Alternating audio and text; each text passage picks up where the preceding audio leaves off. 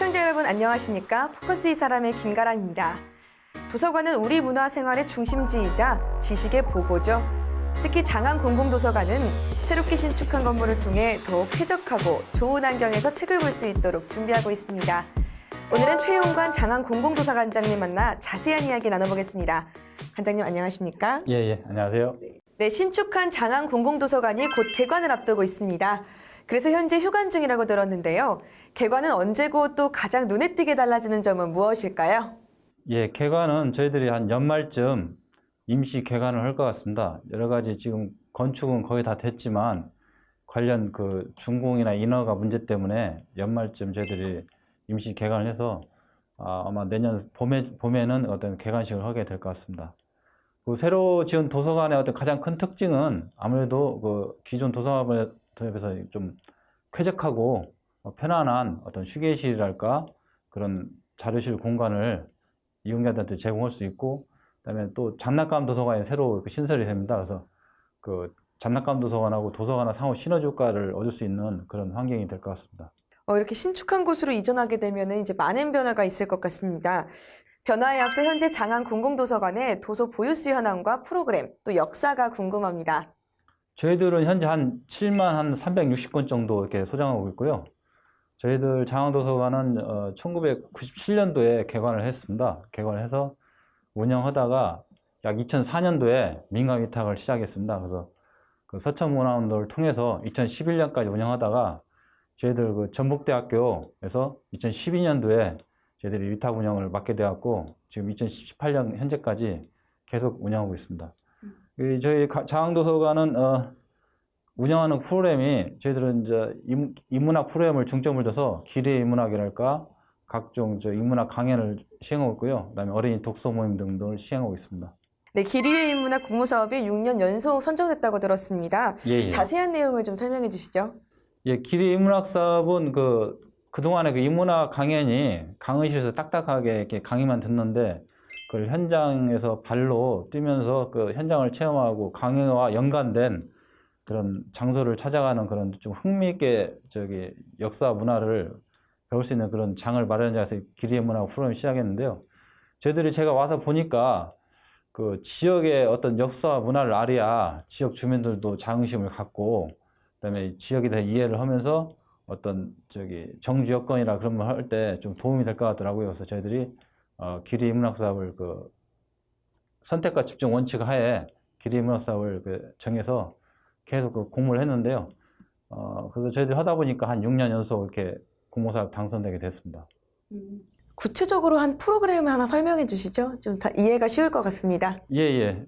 이제 예를 들어서 이제 작년 같은 경우는 서천에 영화인들이 많이 있습니다. 배우도 유승룡이나 설경구 같은 분은 태어났지만 서울서 활동해서 그렇지만 유승룡이나 그다음에 그런 서천의 영화인들을 주제로 해갖고 서천의 영화인들을 이렇게 공부하고 관련해서 또 탐방을 하고 그런 식으로 했는데요. 유명한 그 감독님이 있었습니다. 그분이 제작한 영화가 피아골입니다.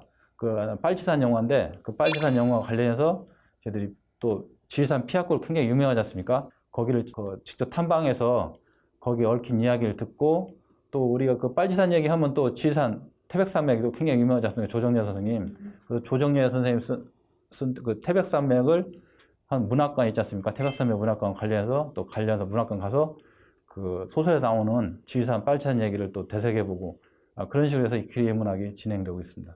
네. 장안 공공도서관장을 맡아서는 가장 중점적으로 했던 사업이 어떤 것들이 있을까요?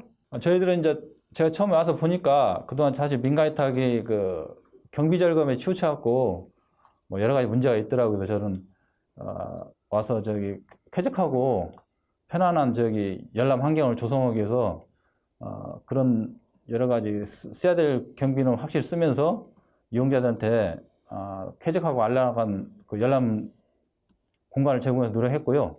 두 번째로는 이제 저희들이 아까 말했다시피 한정된 예산에서 어떻게 하면 효율적으로 지역민들한테 양질의 어떤 독서문화 프로그램을 제공할 수 있을까, 그렇게 하면서 저희들이 기리의 인문학을 이렇게 선정해서 저희들이 직원이 많지 않기 때문에 많은 프로그램을 못하고 타겟을 선정해서 이렇게 기리의 인문학을 하게 됐고요.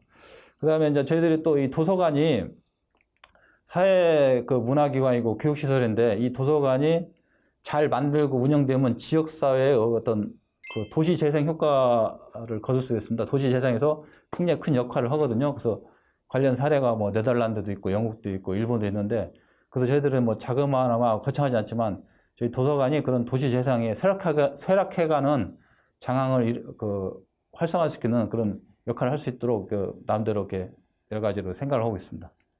네, 서천의 공공도서관은 턱없이 부족하고 그 시설도 청소년 복합 문화공간 기능을 하지 못하고 있다는 지적이 많습니다.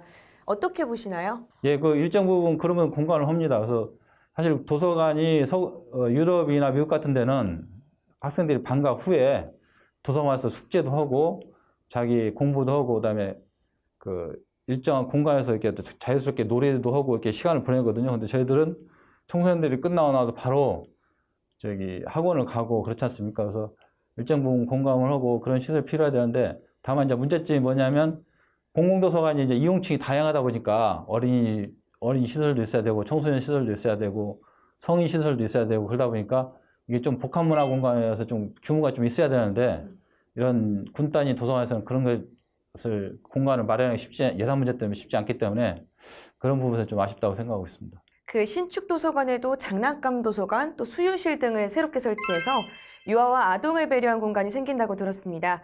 어린이 도서관이 없는 서천에서 아주 많이 기대가 큽니다. 예, 뭐 장난감 도서관이 만들어지면서 저희 도서관하고 약간 시너지 효과도 나고, 그리고 이 장난감 도서관이 그 장난감만 이렇게 대여해 주는 데서 끝이지 않고 어떤 놀이 교육하고 이렇게 병행함으로써 그 어린이들의 지능 발달과 정서 함양에 많은 긍정적인 효과가 있거든요. 그래서 저도 상당히 지금 기대가 크고 있습니다. 그래서 근데 이제 다만 이제 장난감 도서관이 끝일 게 아니라 지금 장항읍에서도 지금 기획하고 있다고 들었지만, 거기 어린이 놀터가 같이 도서관 옆에 또 새로 만들어져 갖고 놀면서 장난감도 대여하고 또 한쪽에 책도 있고 뭐 구연동화 또 들으면서 여러 가지 복합적으로 이렇게 체험을 할 수 있는 그런 공간이 되었으면 좋겠다는 바람입니다.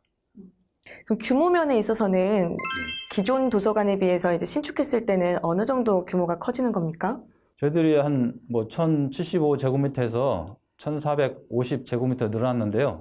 근데 늘어난 주 공간이 휴게실이랄까, 기존에 없는 휴게실이랄까, 그다음에 동아리실, 그다음에 서구가 좀 확충돼 갖고 그렇기 때문에 사실상 크게 뭐 차이는 안 납니다. 근데 이제 다만 이제 새로운 도서관이다 보니까 아기자기하고 좀 쾌적한 열람 환경이 될 것 같습니다.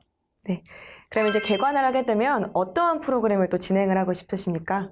예, 저희들이 그 도서관으로서 이 위치에 있는 게 그 장항이라는 곳이 그 농촌과 어촌이 복합된 농어촌이지 않습니까? 그래서 도시와는 다르게 틈새 산업으로서 농업이나 어촌, 어업 정보를 좀 제공할 수 있는 그런 전문 도서관이 되고자 합니다. 그래서 저희들이 그 저번 달에도 농업기술센터하고 MOU를 맺어갖고 앞으로 도서관 이전해서 새로 오픈하면 그 농업이나 귀농귀촌 관련 코너를 만들어서 그쪽을 대폭 확충해서 지역민들한테 어떤 양질의 뭐 사업 정보나 생활 정보를 제공할 예정입니다. 귀농귀촌인한테 이제 양질의 정보를 제공한다고 하셨는데 구체적으로 어떻게 그럼 정보가 전해질까요? 이제 귀농귀촌인들이 이제 가장 크게 이 사람들이 정착하기 위해서는 어떤 그 제도적 혜택이 있고 어떤 교육을 받아야 되는지 또 어떤 도움을 받을 수 있는지 그런 정보가 필요하지 않습니까? 그런 관련 정보를 저희들이 농업기술센터한테 제공받아서 저희들이 아무래도 다중이 이용하는 시설이다 보니까 그런 것을 제공할 수 있게 하면 아무래도 농업기술센터를 안 가더라도 우연히 도서관 들렸다가 그런 정보를 얻을 수 있고 도움이 될 수 있을 것 같습니다. 그래서 저희들이 그렇게 할 것 같고요. 그다음에 저희들이 이제 또 이 도서관에 작가를 상주시켜갖고 일정 기간 상주시켜갖고 지역민들한테 어떤 인문학 강연이나 신앙송 등 각종 문학 관련 프로그램을 운영하는 것을 좀 계획하고 있고요. 마지막으로 저희들이 이제 그 영어나 수학 사교육비가 항상 문제되지 않습니까? 그래서 더구나 장항읍 같은 데는 지역민의 소득이 적고 문화시설이 없기 때문에 저희들이 영어 관련 각종 강좌나 어떤 자원봉사자를 활용해서 사교육비를 절감할 수 있는 방안을 찾고자 합니다. 공공도서관이 갖는 의미가 매우 큽니다. 관장님이 생각하시는 공공도서관의 역할은 무엇이라고 생각하십니까? 그건 참 어렵고보다 항상 쉬운 얘기인데요. 공공도서관이 이제 저희들이 학교를 졸업하고 대부분 성인들이 이제 직업을 가지면서 생활하는데, 대부분 이제 공부나 학습하고 멀어집니다. 근데 그런 역할을 할 수 있는 게 사회교육시설 도서관이 있습니다. 옛날 같은 경우는 저희들 서천에는 문헌소는 굉장히 유명한데, 문헌소는 옛날에 그 대학 역할을 하는 것이고, 저희들 같은 경우는 이제 사회교육시설, 평생교육시설에서 저희 도서관이 공공도서관의 역할을 할 수 있고요. 빌 게이츠는 오늘의 나를 만든 것은 작은 공공도서관이다. 그런 말을 이렇게 여러 번 했었거든요. 그래서 그분은 하버드를 중퇴했지만 어서부터 책을 찾아갖고 자기가 스스로 정보를 습득하고 그걸 활용할 수 있는 그런 능력을 길렀기 때문에 사업을 할 때 그런 많은 도움을 받은 것 같습니다. 그래서 저희들이 그냥 도서를 당연히 공공도서관에 대출 받는다고는 차서 그치지 않고 각종 사업 정보나 취업 정보, 생활 정보 그런 정보를 제공할 수 있는 지식정보 서비스 기관으로 이렇게 거듭나고자 합니다. 그렇다면 이제 끝으로 시청자 여러분께 장안 공공도서관장으로서의 목표를 말씀해 주시면서 인사로 마무리해 주시죠.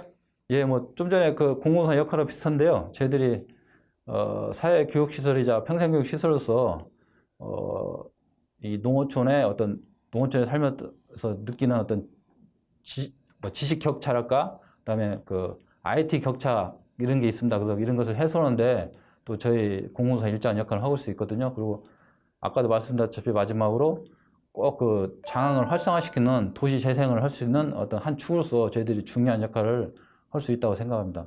그러면서 저희들이 최선을 다해서 공공도서관을 운영하고자 합니다. 오늘 이렇게 장안 공공도서관장님 만나서 자세한 이야기 나눠봤는데요. 특히 서천에는 도서관 수가 적지 않습니까? 예. 관장님의 어깨가 더더욱 무겁지 않을까 생각이 듭니다. 예. 앞으로도 주민들의 마음의 양식 쌓기에 더욱더 힘써 주실 것을 부탁드리겠습니다. 예. 오늘 말씀 고맙습니다. 예, 감사합니다. 네, 오늘 포커스 이 사람에서는 최용관 장안 공공도서관장님 만나봤습니다. 시청해주신 여러분 고맙습니다.